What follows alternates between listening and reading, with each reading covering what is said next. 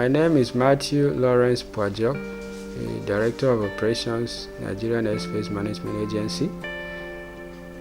I want to use this opportunity to address my colleagues, the AIS airmen, towards the World AIS Day on the 15th of May. I want to first start by thanking you very sincerely on behalf of the management of the Nigerian Airspace Management Agency.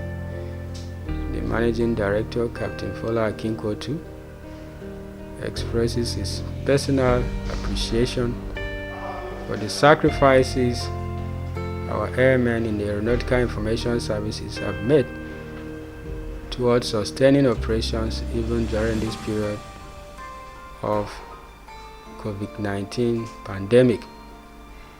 While many services have been suspended, while many workers have been asked to stay back at home, you are right there at the war front trying to sustain operations to ensure that safety critical flights are operating, to ensure that flight planning information of airmen all over the world is sustained. We want to sincerely thank you for your services, thank you for your sacrifices, thank you for your commitment, even in the face of this dreaded pandemic.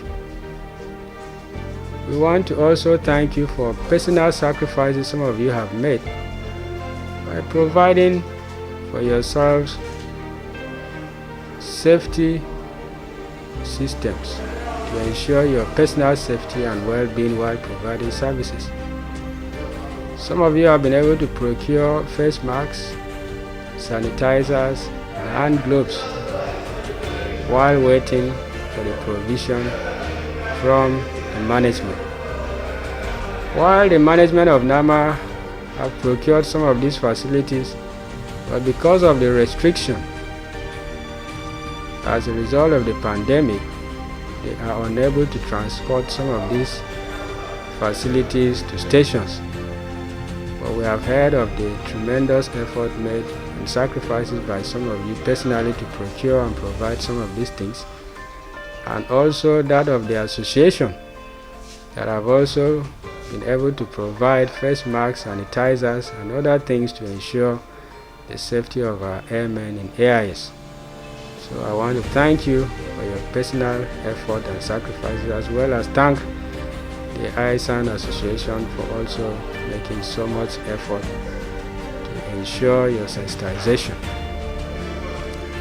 The management is also working towards a recovery system or a recovery procedure or recovery plan to ensure that when we return back to normal operations post-COVID-19, we will be able to provide the services for which we are statutorily established to provide. So working in tandem with the association and your management of AIS, we will be building or working towards establishing a recovery plan or a business continuity plan or a contingency plan for post-COVID-19 operations. Because going forward, the provision of service is going to change dramatically in view of the challenges we have found ourselves. So we are working on that with the management of AIS as well as the association. On the AIS automation project, which I'm sure a lot of you will be very anxious to hear on, we just concluded a meeting with the contractor and the project manager and the general manager AIS with his team.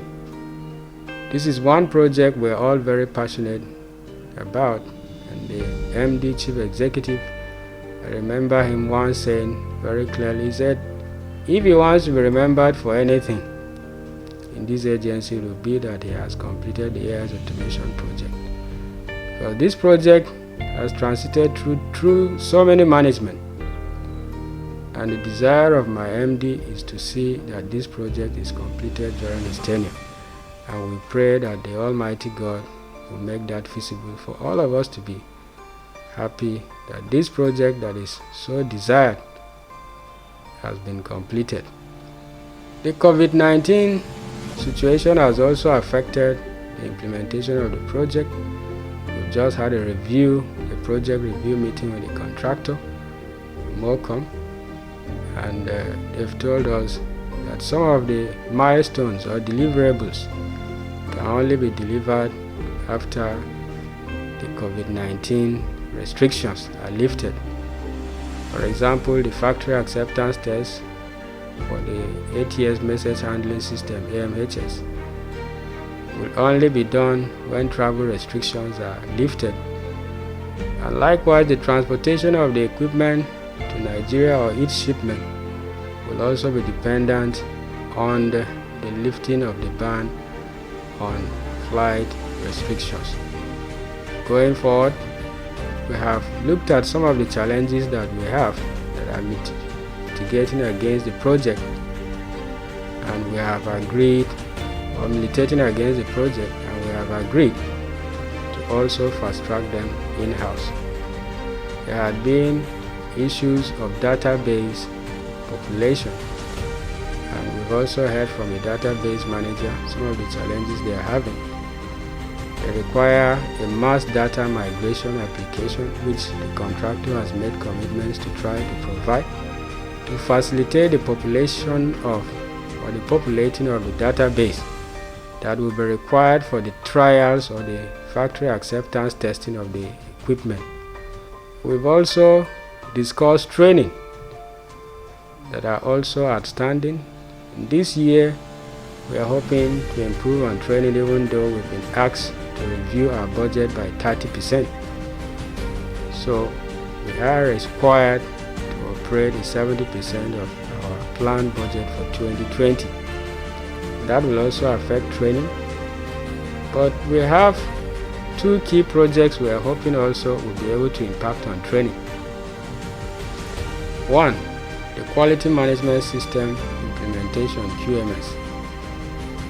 It is going to come a lot of training for AIS to AIM training, equipment training on the Avitech application or systems for the AIS automation, and QMS as well as SMS trainings as well. These are very core trainings that we want to focus very seriously on. Last year we had some trainings on SMS provided by NCA at the 4 major airports that included AIS, ATC, and engineering. And this year we are hoping to be able to do more trainings on these critical areas, AIS to AIM transition, as well as specialist trainings, as well as QMS trainings and SMS. Furthermore, we have trainings that we have factored into the AIS airspace planning optimization project. That is to build capacity for publication, build capacity for cartographers, build capacity for airspace planning. And that project, we are also hoping to capture enough training to be able to address the manpower or specialist manpower challenges we are having in airspace planning, in publication, and in cartography maps and charts. Basically, those are the trainings we are looking at this year. And these trainings will help us with the forthcoming ICAO audit that we are hoping to be done next year. They are a key requirement for enhancing our AIS manpower, and these trainings are very key for the success of the ICAO audit that Nigeria is hoping to undergo in 2021. On the prefab, yes, Lagos completed, Jos completed, Enugu completed. While other stations are ongoing, I know some of them are also outstanding in terms of clearing, while some are actually at the Centrex waiting to be transported to the stations for installation. Unfortunately, the installation team is also a single team, That is, they have to finish installation in one station before proceeding to another station, and that is a major challenge. The installation is done by the contracting firm, so they have a team and they can only go from one station to the other. On the prefab being empty, as you rightly pointed out, yes, the prefab is to house the automation equipment. The automation equipment will come under the AIS automation. The reason for the prefab was the poor state of our AIS facilities nationwide. When an audit assessment was conducted during the process of the AIS automation project, it was discovered that we don't have adequate accommodations to house the automation equipment, and so it was decided by the then management to do another project that will provide a housing for the automation system that can be easily deployed within the airside, accessible to flight crew, and that is the concept of the prefab. So the prefabs are deployed preparatory to the deployment of the AIS automation equipment, which will come with both the chairs, the tables, the racks, and all that are required there. So yes, the project was just to provide the accommodation, while the required equipment will come under the AIS automation. So it is in order. We had a letter from NCA requiring us to develop a recovery plan post COVID-19, and NAMA has started work on that. The essence of the recovery plan is to define our business processes going forward with respect to the situation we have found ourselves. Like you rightly pointed out, AIS men are out there, they are exposed to third-party clients. Airlines come in to file flight plan, collect note times, collect AICs, AIP supplements. Other agencies come in to make note time requests and so on and so forth. So yes, you are exposed to different clients on a daily basis. Yes, the business continuity plan or the recovery plan that we are working on, in line with the directive from the Nigerian Civil Aviation Authority, will ensure that we take cognizance of these risks or the hazard our airmen are exposed to as a result of interaction with third-party clients or with airlines and other users of our services, and we'll put in adequate measures to ensure that that risk or that hazard is minimized. And one of it is to ensure that we automate our business processes to minimize physical contact between our AIS men and third-party users of our services, or airline staff, or users of our aeronautical information services. So what we want to do is, while waiting to ensure that we have the automation fully on ground, which would have obviated the need for physical contact in any form, because that would have provided electronic access to online users of our services, flight planning for note times, for AIPs, and note time requests, and so on, without necessarily resorting to physically coming to our facilities to do that. So while the AIS automation is ongoing, we'll put in stopgap measures such as the internet-based e-flight plan to ensure that airlines can file their flight plans temporarily through internet protocols or through the NAMA website, while we work on the automation system that is more robust than that. We work towards ensuring that electronic note times are circulated electronically through emails and other forms rather than physical contacts and so on. So we are working on developing a recovery plan that will ensure that we minimize the risks our workers, our AIS men, are exposed to as a result of contact with airlines and other users of our services.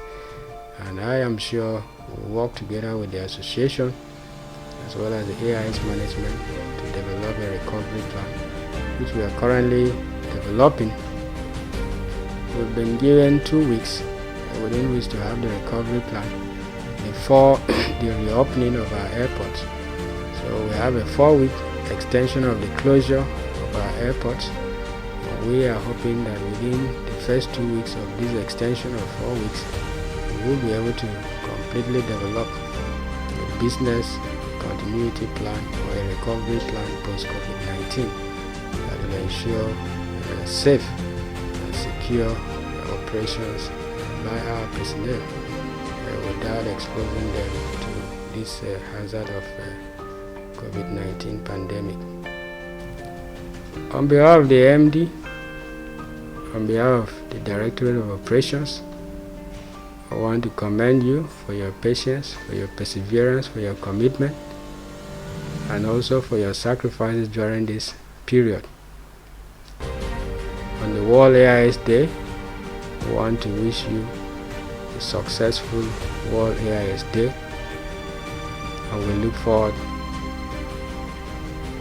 to continue to enjoy the safety of your services, the efficiency of your services to the Nigerian aviation industry. Thank you very much. God bless us all.